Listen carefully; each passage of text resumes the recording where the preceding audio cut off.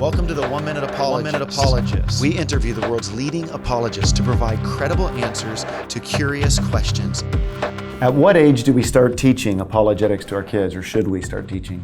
Yeah, well, I've been thinking about the education of my own kids, and as I've done that, I've really uncovered classical education that's given me some insight into this. And classical education gives us the trivium, this view of education that kind of breaks it up into these three kind of distinct stages: the grammar stage, the logic stage, and the rhetoric stage.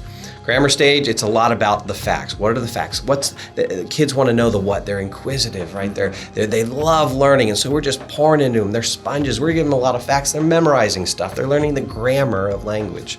At the logic stage, which is typically around fifth grade, fifth and above, kind of fifth to eighth, is the logic stage, and that's where their minds develop and they can start thinking abstractly. They can begin to reason better.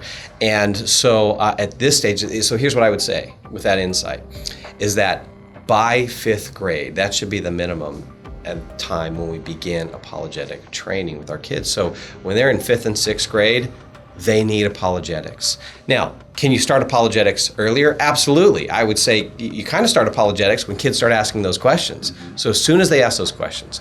But really, if your kid is not that inquisitive at first, or they're not questioning or whatever, but by the time they're fifth and sixth grade, you start intentionally giving them apologetics. And if all of our young people in our churches, in our Christian homes, got that kind of training in fifth and sixth and seventh and eighth grade, by the time they're in high school, we're going to be able to do more with them because they're going to be further along in this, rather than waiting till they're seniors in high school right before they go off to college.